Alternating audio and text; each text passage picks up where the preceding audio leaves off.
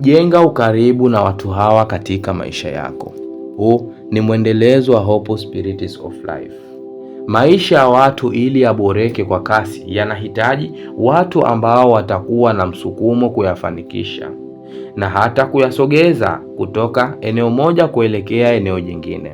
Pia watu hawa kama utashindwa kuwachagua ni wepi wazuri, watakupoteza kwenye mwelekeo wako. Sasa wacha tukajifunze ni watu gani ambao tunatakiwa tuwe na ukaribu nao. Wa kwanza, kuwa karibu sana na watu wanaokuamini unachokifanya au kilichopo kwenye vision yako.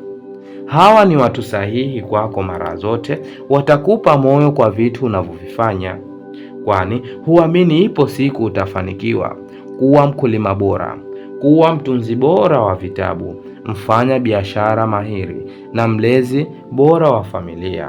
Wa pili ni watu wa kukukumbusha kila mara. Ukiwa utapata watu au mtu anayekukumbusha kila muda kitu gani unataka kwenye maisha yako na kwa nini unasitisha kukikamilisha ndoto yako, kama unaye mtu huyo, usimuache na endelea kumthamini. Ni wachache sana kati yetu ambao tunatamani wenzetu kufanikiwa. Tujikubalishe nao watu hawa. Watu hawa huwa ni wazazi, marafiki, familia na hata ndugu zako. Watatu, watu wanaojitoa kwa ajili yako. Sio kila mtu atajitolea eti kukusapoti wewe, bali ni wachache ambao wanajitoa kwa ajili yako.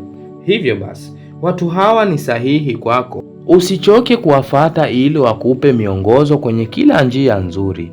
Natambua sana watu hawa wakikupa ahadi husahau, au simu yako kuna muda anaona uvivu hata kuipokea.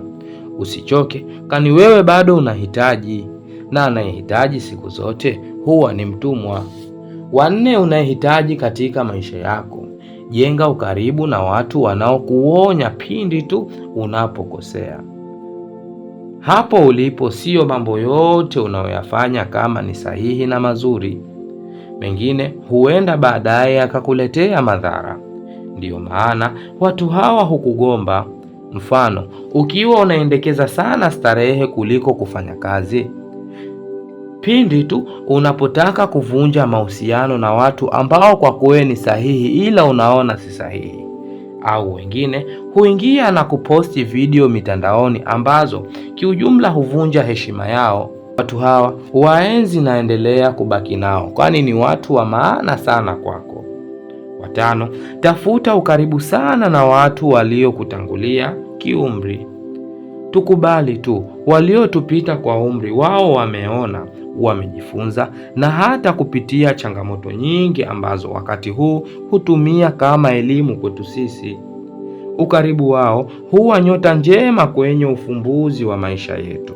Mfano, hukuwahi kuona kwenye familia lazima awepo mtu mzima ambaye huyo huwa ni mtatuzi wa fikra na ambaye nyisha familia pindi tu wanapogombana.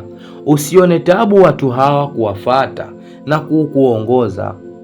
Wakiondoka duniani, tunaona hata katika familia nyingi huporomoka na kushindwa kuendelea tena. Niandikie ujumbe mfupi na unambie, je, kati ya hawa ni watu gani ambao wana ukaribu na wewe?